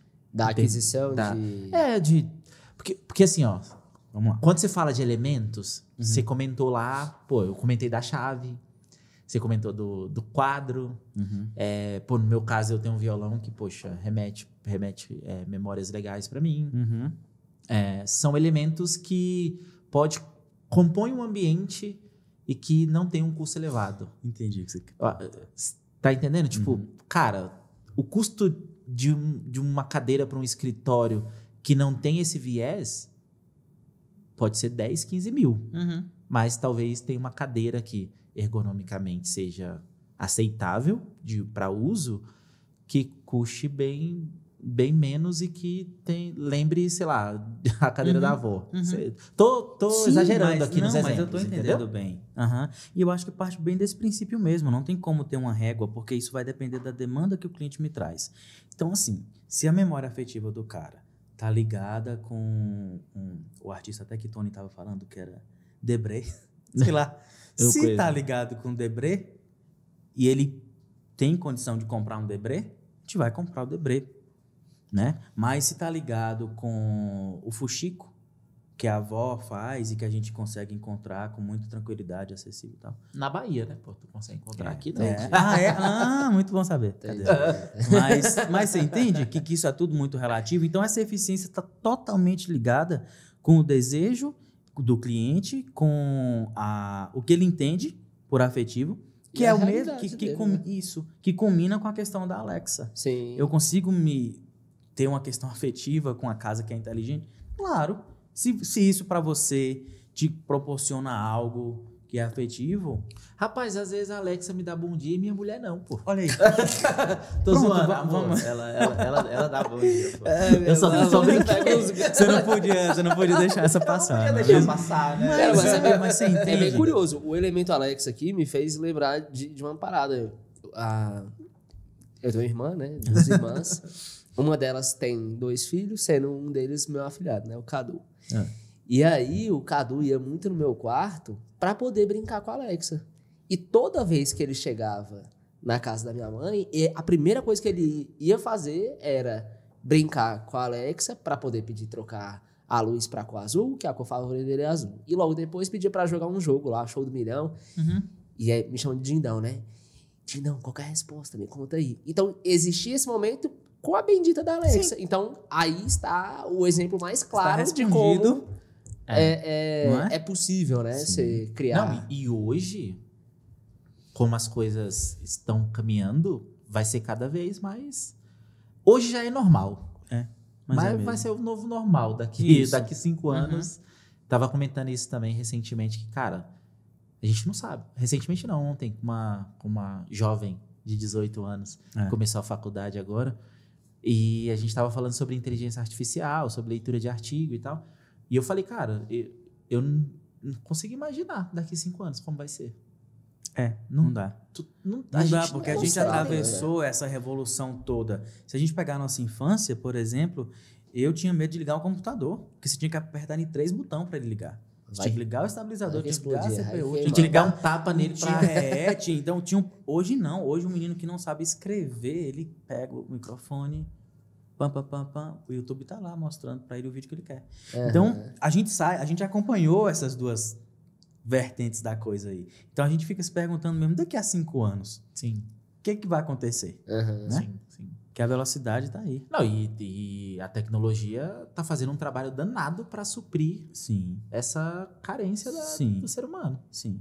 Mas você entende também que, pegando para o ponto da arquitetura afetiva, o quanto isso é importante nesse cenário, inclusive, em que está havendo uma substituição da tecnologia mesmo pelas pessoas ou pelo contato, porque por mais que a tecnologia evolua, ela não é capaz de fabricar memória. Ela não vai ser capaz de fabricar memória. Muito bom. Assim, a não ser que nesses filmes de ficção que um Android já acorda tendo uma história meu de GPT vida. guarda tudo. Não, a memória é construída. Ele fabricou. Ele armazenou o que foi dito a ele. Mas assim, de fato, o que... Essa subjetividade humana é nossa, cara. Isso é nosso. Sim. Isso é nosso. Você sabe o que é a tua existência, que é única, para qualquer um, óbvio, né? A existência de todos nós. E a sua casa não contar isso? Ou o lugar que tu trabalha não dizer um pouquinho disso também? Isso é muito fera. Sabe? Então, assim, o meu escritório, eu tava falando, eu tô com saudade de ir lá, ligar minha LEDzinha que fica em cima da bancada, olhar para minha parede, que foi uns amigos que me ajudou a pintar, que eu quis que fosse assim, e projetar, e olhar e ver o céu, e ver a serra, e ver os carros e tudo, sabe? Então, porque é um lugar que eu estou associando literalmente com o que eu gosto, sabe? Ele expressa isso muito bem. Então, é assim, eu sinto saudade, de verdade. Eu passei esse final de semana passado fora, e quando foi na terça-feira, poxa, minhas plantas, cara, tá tudo ali, e eu fico 2 dias sem cuidar delas e tal. E é uma viagem massa, porque assim, sobre minhas particularidades agora, né? Tenho 5 plantas no ateliê e 2 na sala de atendimento para os clientes. Boa. E aí, como eu gosto de MPB, eu dei nome para as plantas, tudo. Né? E aí, tem o Chico Buarque. Isso é massa de fazer, sabe? Cara, É sério, cara. E você nota, quando você significa isso, então tem a Betânia, tem a Gal, tem o Caetano. Eu juro pra vocês. Muito bom. São as suculentas assim, e eles têm os tu já nomes. afogou a Gal? Caetano? Não. Afogado. O Barbosa já matou o Gal aí, certeza. Fiz isso não, cara. Ele já conseguiu matar A Gal é uma rosa do deserto, né? Que E aí, legal. poxa, ela tá ali, já ela vai florir. E você consegue acompanhar. É um tempo, porque o tempo da planta é único, óbvio, né? Sim. Ele não tá condicionado. Eu não posso dizer pra ela, vá, cresça logo. Ou, o que eu posso fazer é regar e cuidar. Deixar Esperar. no sol e esperar. Eu acho que isso desacelera, né, cara? Desacelera, cara. Então, assim, a primeira coisa que eu cheguei quando eu fui no meu escritório foi pegar essa galera toda da MPB. Reunir. Peguei o borrifadorzinho, foi borrifar, depois a medida dessa, é isso aqui de água, papapá. Eu tenho um coquedamas também, que é, não sei se vocês sabem, mas é um emaranhado de musgo que protege a planta. Então, você não rega, você submerge, deixa ali 2, 3 minutos, encharca aquele musgo, depois você escorre Qual e que é o deixa nome? lá bonitinho. Kokedama. Kokedama. É uma Kokedama. técnica japonesa. Então, é lindo, é um trançado que ela fica uma bolotinha assim e a planta logo em cima. Muito bacana. E aí, esse no caso é o Chico Buarque, né? O Chico Buarque é uma coquedama, então ele precisa submergir ali e tal. Mas eu fiquei nessa aí, e eu vou mais cedo pro meu escritório justamente para fazer isso, né? Para não interferir no meu trabalho, que eu sou responsável. É o ritual matinal ali. Tem o ritual matinal. Então, cheguei com saudade, tava todo mundo vivo. Fui vendo que o Gil, porque tem o Gil também, Gil Cacto. Juro, tem o Gilberto Gil, pô. Muito bom. E aí, cheio A de Gal brotinho. não tá viva não, porra. A Gal tá viva, cara. A minha tá. A minha tá. Eu Dentro vou de mim ela voltar. tá e na planta também tá. Eu vou voltar lá e ela vai estar. Mas assim, você acompanha os brotinhos nascendo, dali a pouco vai ter flor, tá nascendo outras mudinhas. Mas isso só acontece porque eu tô lá colocando no sol quando tem que colocar, quando eu tô regando na maneira que tem que regar. Então, quando você dá nome, inclusive, às coisas, você se afeiçoa a elas, né? Legal. Então, isso é massa. Você passa a cuidar melhor. Sim. Pô, você tá chamando uma planta de Maria Bethânia, você não vai deixar a planta, você vai deixar a planta morrer, pô? A Maria Vai. Bethânia, porra, não vai fazer isso Imagina, com a Maria tá Bethânia, maluco? né? Tá doido, Maria né? Bethânia, rapaz. Entendeu? Então, assim, isso também parte... Isso é uma coisa que é minha, né? Então, minha Alexa, eu tenho uma Alexazinha lá pra gente escutar uma musiquinha, o nome dela é Tereza. É Alexa, Cara, Alexa. podia mas ser Tereza. massa se pudesse trocar o nome, Não, né, não, velho? então Pô, seria só Echo e Alexa. muito você Já já massa. pensou? Tereza, reproduza Gal Costa. É. Oi, Tereza, tudo bem? Né? Muito bom. Bom Então, dia. Quais são as notícias aí? mas é Tereza, isso, cara. vamos fofocar? Conta aí as notícias. Conta um negócio Porra, pra velho. gente. Isso é massa. Ia Fica ser aí, massa. né? Pra Já Amazon fica dar aí uma olhada a nisso. otimização do produto. Otimização do produto. Mas tem isso, então eu me cerquei de tudo que eu acredito no meu escritório. Sabe? Então todos os elementos que eu escolhi. A marcenaria, ela tem várias possibilidades para mostrar para o cliente. A luz, tem vários tipos de iluminação para mostrar para o cliente. O meu ateliê é feito para ser bom, eu também tenho um espaço confortável, bom no sentido de ergonômico, mas também tem espaço para quem for trabalhar lá fazer do seu jeito. Colocar o que acredita, colocar o que te representa. Sim. Uhum. Porque eu acredito nisso, então seria muito irônico se eu não propusesse isso no meu espaço. Uhum. É bem como a questão na sala dos meus clientes para atendimento. Então, eu fiz do meu lugar, da Imor, um lugar de fato. Sim. Boa. Para mim é um lugar. Então, assim, Boa. se eu não for capaz de transformar o lugar que eu trabalho, eu, Igor, né? Trazendo para mim mesmo. Se eu que estou falando de arquitetura afetiva, que estou falando de espaço de lugar, que estou falando de memória, que estou falando de afeto, não for capaz de trazer isso para o meu espaço, então não faz sentido eu estar aqui. Primeiro, você não Perfeito. conseguiria vender isso. Sim. Entendeu? Então, Você entende? Então, e é isso. Aí a gente estava falando das cadeiras, né? A gente vai trabalhar 8 horas, então as cadeiras precisam serem aptas para o trabalho de 8 horas. Nos clientes já são mais despojadas, as pessoas já podem se ficar mais à vontade e tal. E eu experimentei elas. Então fica também muito do nosso repertório mesmo a escolha das coisas, sabe? Você vai, você vê o produto, você atesta que isso funciona e você aplica, sabe? Então tem iluminação indireta na sala, então é uma iluminação que você não vê, você não olha para o foco luminoso. Isso não te incomoda. E tá claro o ambiente, tá sutil, tá bacana. Eu não quero trabalhar em um ambiente estressante que me estimule com luz o tempo todo. Eu trabalho com criatividade.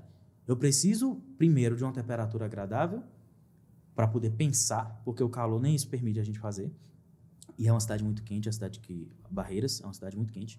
Então precisa ter ar-condicionado, precisa ter essa questão da temperatura sanada, precisa ter conforto, você precisa sentar numa boa cadeira, você precisa ter elementos dentro do espaço que fazem você, num momento de estafa, olhar e aquilo ali te levar para outro lugar. Sim, porque bacana. a gente só consegue produzir no ócio. Sim. Então assim, eu tô aqui estressado produzindo óleo a gal. Plantinha lá, pô, viajo. Aí eu já respiro. 2 minutos que eu passo pensando nisso e não pensando naquilo, Sim. Quando eu volto eu resolvo. Sim. Porque eu já entendi que aquilo ali, eu só precisava descansar, deixar em pause aquele negócio e voltar e terminar. Boa. Eu sei que eu sei aquilo, eu só não sei aquilo agora. Eu acredito muito nisso, assim. Até eu comentei ontem numa reunião que a gente foi para um fórum de e-commerce em São Paulo. E uma das palestras que teve não era o autor do livro, mas citou, a palestra foi toda baseada no livro Geração Ansiosa, que acabou de ser lançado no Brasil, né? E ontem eu estava comentando com o corpo gerencial do grupo aqui, da importância da gente valorizar alguns elementos dentro do nosso dia, assim. E esse fato que você comentou da planta que você olha 2 minutos e, poxa, se a gente como empresa não tem isso, se o colaborador não tem esse ponto onde ele possa, né, cara, desopilar um pouco, desacelerar um pouco, você não vai produzir com a qualidade que você poderia produzir. Não. Então, assim, eu não sou radical de ter isso em excesso. Mas eu também não sou o cara doido de que não precisa, é parede, 4 paredes, computador e mesa e pronto, sabe? Eu acredito que essas pequenas coisas contribuem para uma produtividade e, querendo ou não, cara, para uma evolução como espécie mesmo. Sim, concordo demais com você. Sim. Igor, tu acredita, e vou entrar na polêmica daqui a pouco, tu acredita? Ele chamou de novo. Pensei a que era polêmica. aquela. Não, chamou a polêmica de novo. Tu acredita que a arquitetura afetiva, ela é uma tendência? E aí entenda a tendência como modismo? Sim. Ou ela é um movimento que vai perdurar por anos e anos? Eu quero muito que ela seja um movimento que perdure por anos e anos, porque a matéria-prima dela é o ser humano, sabe? Então, assim, dentro da sua subjetividade, ela não levanta um estilo, ela não levanta uma bandeira, ela não levanta uma cor, ou uma textura, ou um elemento. Ela não está preocupada com isso. Ela está preocupada com a subjetividade humana. Então, enquanto tiver humano, enquanto tiver subjetividade, subentende-se, inclusive, que vai haver pano para manga para a arquitetura afetiva.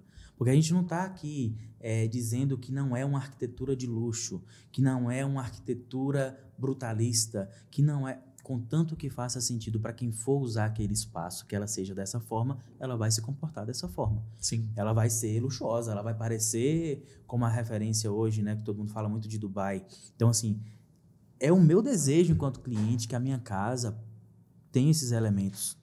Poxa, legal. Isso faz sentido para você? Vamos explorar, então. Metais vamos horários, vamos explorar a Vamos fazer isso? Uhum. Né? E é por isso que eu enxergo ela muito mais como um movimento do que como um modismo. Porque o modismo está muito relacionado à temporalidade. A gente nunca mais tinha utilizado o vidro canelado em nenhum projeto. De repente, está voltando o vidro canelado para os projetos. A gente nunca mais tinha utilizado palhinha, que era coisa de casa de vó. Tá palha para tudo quanto é lado. A gente nunca mais tinha utilizado... Sabe? Então, isso é E vidro canelado é mó legal. Mó legal. Então, vai fazendo isso, Sim. sabe? E talvez a arquitetura, enquanto esses elementos estejam fazendo isso, porque são modismos, talvez a arquitetura esteja aqui promovendo essa alta ou essa baixa de acordo com a necessidade do cliente. Né? Se o cliente fala, eu gosto de vidro, irmão. Quero vidro em tudo. Eu quero morar em um cubo de vidro que só cortina e persiana. Vamos lá. Vamos fazer. Só uma dica. Pega uma internet boa, porque vidro... Nossa, complica, na né? minha sala ali. Cara, até partindo já pro finalmente aí, Sim, depois a gente vai ter... Peraí, a polêmica. E agora? Não, Calma, agora? Não, porra. O Lucas é uma geração ansiosa, cara. A gente desacelera, cara. Olha o pontinho ali pras plantas. São de plástico, mas elas não morrem. Certo. Isso é bom? É. Mas, Igor, a polêmica é, cara, assim... A gente conversa com vários escritórios de arquitetura, com vários profissionais, arquitetos, designers e tal. Dentro dessas conversas, a gente enxerga que boa parte, se não todos, tem esse propósito que você coloca na mesa, sabe? No final, o arquiteto, o escritório, a arquitetura quer realmente entregar um lugar. Sim, né? Eu acredito nisso também. Esse é o final, assim. E a polêmica é, cara, se todo mundo quer isso, todo mundo não faz arquitetura afetiva? Ótima pergunta. Ótima pergunta, e eu fiquei pensativo demais quando eu fui lançar isso, porque quando você dá nome às coisas, você dá poder também para elas. E você acaba negando as coisas também. Se você afirma uma coisa, você está preterindo outra. Naturalmente você está negando outras. Então dizer que eu faço uma arquitetura afetiva pode ser entendido muitas vezes como, ué, e eu não faço uma arquitetura afetiva? E não é por aí. Eu dei nome a essa arquitetura, eu estou chamando ela de arquitetura afetiva pelos N motivos que eu apresentei para vocês, mas isso não exclui e não nega a arquitetura que nenhum outro profissional faz. O que acontece aqui é que eu dei essa predileção para esse caminho. Então, eu estou dizendo que dentro os inúmeros caminhos que tem da arquitetura, que servem a inúmeras outras pessoas, cada uma com seu estilo, cada uma com a sua identificação, eu estou preterindo a arquitetura afetiva no ponto de qualquer pessoa, independente do gosto dela, eu não estou aqui defendendo um estilo, eu estou preocupado com você. Sabe? E isso me gera uma coisa muito importante, porque no começo disso tudo, cada pessoa tem um mentor na vida, ou uma pessoa que é muito importante, que te ajuda e tal. E o meu professor orientador, ele é formado em História. Eu fiquei com isso muito na cabeça, com essa mesma preocupação. Poxa, mas como que eu vou me posicionar nesse mercado levantando essa bandeira que de repente está todo mundo dizendo que eu estou dizendo que eles não fazem uma arquitetura que é afetiva? Quem sou eu para dizer isso, né? Assim, qual pretensão que eu tenho? Nenhuma em relação a isso. Mas eu levei essa preocupação para ele. Poxa, não é isso, sabe?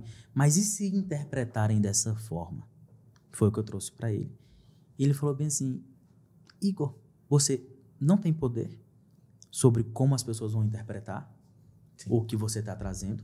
Se você acredita no que você está falando, se você acredita na maneira como você trabalha, coloca para o mundo, defende os seus pontos. E por defender seus pontos, não é porque alguém está te atacando. É só para explicar o que é isso que você está chamando de arquitetura afetiva. E aí eu lembro de eu ter falado assim para ele, mas eu não vou ter assinatura, né? Eu trouxe essa demanda para ele assim, eu não vou ter assinatura. Ele falou, claro que vai. Sua assinatura é fazer com que as outras pessoas assinem as obras delas. Então isso me sossegou. E se isso me trouxe calma e paz, eu estou tranquilo de estar no lugar que eu estou, de estar falando da forma como eu estou falando, sobre o tipo de arquitetura que eu estou produzindo, e isso não tem absolutamente nada a ver com nenhum outro profissional, com nenhuma outra forma de fazer arquitetura, com nenhuma outra forma de trabalho. Tem a ver com o que eu acredito, com o que eu conheço de mim, com o que eu conheço do mercado, com o que eu conheço das pessoas, e como eu escolhi trabalhar a arquitetura, né? Então, assim, é acreditar no que você está fazendo, não se importar muito com o que dizem a respeito, porque você sabe o que você está fazendo, e, acima de tudo, respeitar absolutamente todo e qualquer outro profissional, porque quem bem sabe os desafios da profissão é quem é arquiteto e urbanista, né? Então, assim, também não quero trazer aqui um ponto de vista ideológico que não funciona. Não, eu estou aqui falando que funciona porque eu estou na prática, eu estou vendo que está dando certo o negócio. Né? Mas então fica muito nesse ponto dessa preocupação que eu tive muito grande de me expor de alguma forma, porque isso é uma exposição, como você disse, afirmar uma coisa é negar outra, né? Isso acontece e eu, de fato, não vou ter controle sobre isso, eu não tenho controle sobre isso, mas é uma perspectiva, e entendam a arquitetura afetiva como uma perspectiva de trabalho, assim como todas as outras, Sim, né? certo. Mas que tem como foco principal essa leitura mais de perto, né? Mais empática. Mais da empática Perfeito. do cliente, e eu acho que é isso, assim. Legal. Bacana. Bom, aí, ó. Bom? Não foi tão polêmico. Igor, antes do Lucas seguir aí com as 2 perguntas finais, Sim, aham. como que o pessoal que está assistindo a gente nesse momento pode entrar em contato com você? Acha você em redes sociais, Aham. telefone, site? Isso é a hora que eu olho pra câmera? Isso Me é a deram hora um que você toque ali? olha pra lá Agora e faz é seu o- pitch, É agora, sou eu, vende, pronto. mas de forma afetiva, por favor. Não, eu vou declamar. Eu vou declamar. Eu vou falar com vocês declamando um poema. Não vou fazer isso. Gente, eu tenho um Instagram, me sigam lá, chama-se imor.arquitetura. Graças a Deus ninguém tinha usado imor para nada nessa vida, mas eu tinha que pôr arquitetura porque eu trabalho com serviço de arquitetura. Então eu tô no Instagram, tenho meu celular também que tá no Instagram. Se estiver passando por barreiras, eu atuo lá na região oeste da Bahia, mas também atuo aqui a depender da demanda, né, de vocês. E quero aproveitar esse espaço para falar dessa arquitetura, mas agradecendo a oportunidade de falar sobre isso, tá? As perguntas de vocês. Sei que a gente ainda não encerrou o bate-papo, mas eu acho que toda vez que a gente se direciona a um espaço que a gente é convidado para falar do nosso produto, a gente tem que honrar muito bem quem nos convidou para isso. Então, agradeço demais o espaço que vocês me deram. Sigam a Imor Arquitetura. Eu não sou o Mio da rede social, não. Eu estava até conversando com o Lucas que se eu não fizer um vídeo e postar logo, eu não vou postar nunca mais, porque eu fico... Isso aqui não Pelo menos tá tu faz, eu que bacana. nunca faço. pô. Olha aí, entende? Então eu fico assim, isso aqui tá descontextualizado, nem precisa mais colocar isso. Então eu filmo, eu gravo e coloco assim, o máximo que eu consigo fazer coloco uma palavra-chave que eu já ouvi nisso, que pra pessoa se interessar, que ela não tava escutando, né? Então, tipo assim, a casa caiu. Isso é uma brincadeira, óbvio, né? Não. Mas a pessoa ativa o celular ali pra ouvir, aí tô lhe dando um bom dia, desejando uma boa semana. Nós vamos Ao fazer um máximo. workshop aqui, tu vai comprar o workshop pra vir fazer, pra tu Pronto, aprender. pô. então é Tá isso, fechado. gente. Muito bom, muito bom. Partindo então para as últimas 2 perguntas, né, Barroso? Eu não tava ocioso, cara. Eu tava fazendo o papel da audiência. A audiência clamava pela informação, ela clamava pela polêmica. Eu só resgatei esse sentimento pra gente garantir o engajamento nesse episódio. Cara, que momento aí, ou o que acontecimento, melhor falando, durante a tua trajetória pessoal, profissional, te marcou de tal forma que você percebeu que foi uma virada de chave para você, que foi um ponto de inflexão? Isso é uma pergunta bem, assim, profunda, de fato, e acho que ela exige também uma resposta profunda. Nesse processo de trabalhar para mim e trabalhar para as empresas, chegou um momento que, humanamente, essa conta ia chegar, né? No sentido de disposição, de saúde física, de saúde mental. Então, eu vinha de uma rotina muito acelerada, muitíssimo acelerada, de acordar às 5:30 da manhã para treinar, porque a gente precisa treinar. Existe aí... Porra, eu não consigo, não. Não, mas eu já cheguei a essa conclusão também. Isso foi nesse começo que eu tô te dizendo. Então, a gente precisa de um monte de coisa, aparentemente. A gente precisa treinar, a gente precisa se alimentar bem, a gente precisa. Certo. E para encaixar tanta necessidade em 24 horas por dia, essa conta não fecha, não. Vai por mim. Se vocês nunca pensaram nisso, não fecha. Então, eu consegui manter essa rotina ao longo de quase 2 anos. 5:30, meia-noite. 5:30, meia-noite. Sábado e domingo não tinha. Porque eu não vou deixar os meus clientes na mão. Porque eu assumi isso. Sim. Né? Eu estava lá tranquilo, trabalhando para as empresas que eu trabalhava e decidi que, concomitante a isso, eu iria fazer os meus projetos. Então, ninguém tem... O único responsável por essa decisão sou eu mesmo. Né? Só que essa conta chegou. Então, assim, eu vim de um período no começo do ano muito estressado. Estressado no sentido físico mesmo. Insônia, tudo somatizado, né? Tudo somatizou muito. E aí o ponto de inflexão foi que, através desses extremos aí da saúde, eu precisei fazer uma escolha. Porque a escolha era, eu continuo trabalhando na empresa, que é um bom lugar, ou eu vou investir no que eu sempre sonhei. Sabe? E aí, quando vocês me perguntaram o que precisa ter, e eu respondi autoconhecimento, porque autoconhecimento, para mim, nesse momento, foi primordial para eu saber que caminho eu ia seguir. Porque eu já sabia de uma coisa, eu precisava seguir um caminho só. Os dois eu não conseguiria. Então, eu resolvi, com a questão do autoconhecimento, fazendo uma listinha ou outra, correndo os riscos que eu corri, que eu continuo correndo os riscos. Sim. Né? De ter uma empresa, eu continuo correndo os riscos disso. Mas eu entendi que nesse caminho aqui, eu poderia fazer as coisas da maneira como eu sempre idealizei. Para bem ou para mal, pagando os bônus e os ônus disso, seria meu e seria o que eu acredito. Né? E não me arrependo. Sabe? Então, o ponto de inflexão, infelizmente, teve que vir por meio disso, que é um desgaste, a gente pode chamar até de burnout, né? Ou burnout, não sei como que pronuncia, mas é de fato de um estafo. Assim, de caramba, eu vou partir no meio, assim.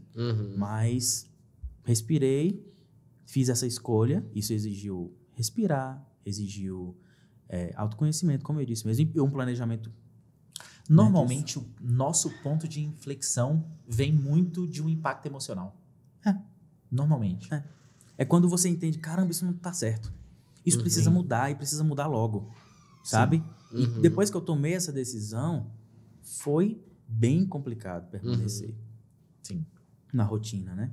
Mas é isso. Acho que o ponto de inflexão foi essa tomada de consciência de que, poxa, eu tô me desgastando muito aqui, eu tenho só 20% de bateria agora.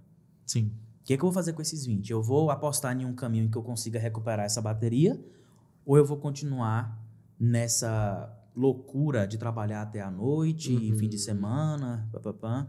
Legal. Em um eu ia apagar, assim, a bateria uma hora acaba. Sim, né? sim. Então no outro, não. Então eu falei, acho que esse aqui é o melhor caminho. é o melhor caminho, entendi. Fera. E nos últimos tempos, qual foi o conteúdo, seja lá o formato dele, uma aula, um bate-papo, um workshop, um livro, um filme, uma série, enfim, que te impactou e você acredita que é pertinente passar para a audiência? Isso é muito legal, porque assim, a minha psicóloga, que fazia a minha terapia, ela me disse assim, eu fui falando para ela dessas coisas que vinham acontecendo e dos meus planos, dos meus sonhos, da IMOR, da arquitetura afetiva, de como é que eu gostaria de trabalhar. E ela foi se encantando, né? Porque, assim, junto comigo, ela falou, Igor, isso é muito bom, cara. Eu acho que isso... E ela é psicóloga, né? Então tem tudo a ver com a compreensão do ser, do espaço, do lugar, do ambiente. E eu fui compartilhando muito isso com ela e ela me encaminhou, porque foi ela que descobriu essa página. Na realidade, é de um arquiteto que chama Jonas Lourenço. Ele é um arquiteto brasileiro, se não me engano, ele mora em Portugal, atua em Portugal, no Brasil, tem obras na África também.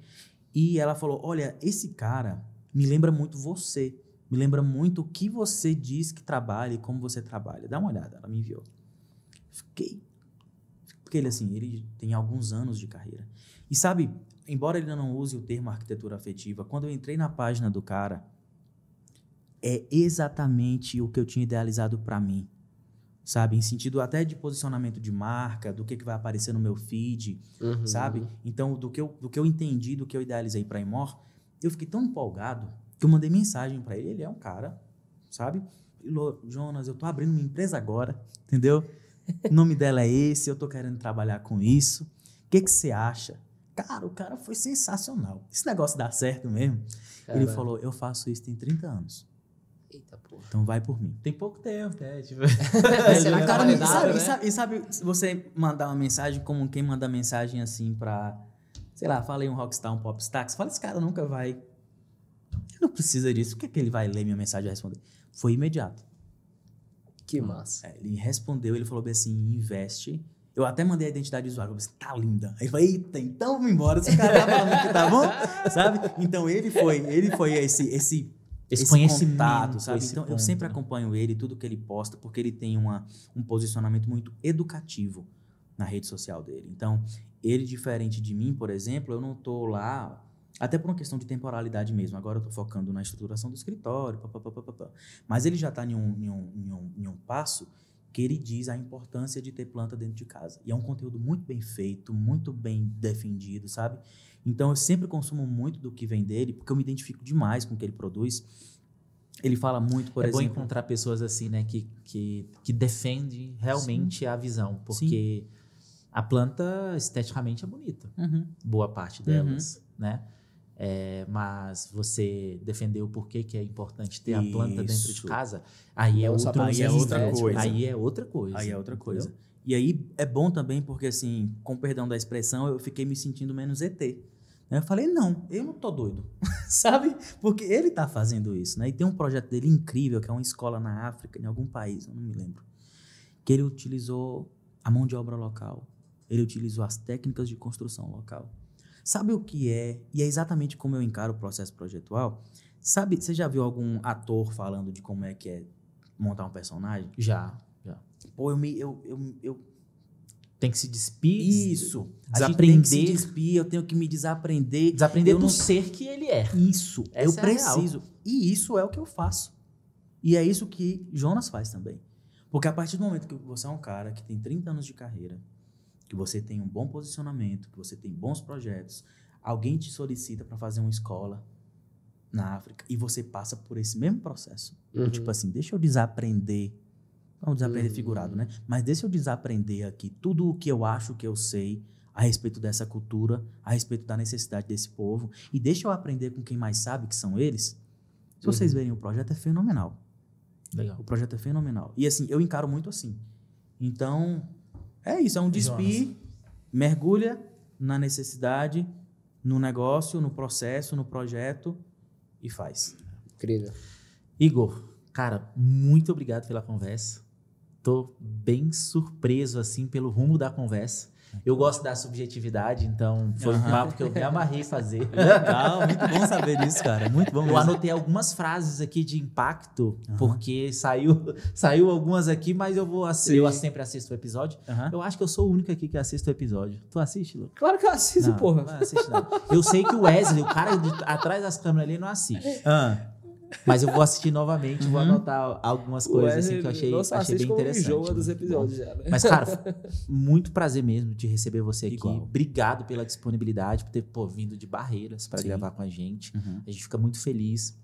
Assim como você disse, poxa, o agradecimento que você fez pra gente, a gente faz para você. Um dos nossos propósitos como grupo, né, como empresa e através do Vértice, é realmente levar essa mensagem, é realmente abrir espaço, é realmente mostrar que, apesar dos desafios que o caminho da profissão, da área da construção civil tem, a gente, reunidos com boas pessoas, a gente pode realmente transformar as coisas, né? E transformar espaços em lugares, né? Foi um tema que a gente falou aqui. Então, nosso muito obrigado. Agradeço demais o carinho, a consideração de verdade. Maravilha. Incrível. Gente, para você que assistiu até aqui, nosso muito obrigado também. Não deixe de se inscrever no nosso canal, deixe seu like no episódio, curta aí o episódio. Se você tiver ficado com alguma dúvida ou quiser perguntar alguma coisa pro Igor, deixe nos comentários. Não esqueça também de seguir a gente em todas as redes sociais, @VérticeCast. E lembrando que a gente também está no Spotify, então dê uma passadinha lá para assistir todos os nossos episódios. Muito obrigado pela audiência e a gente se encontra no Vértice.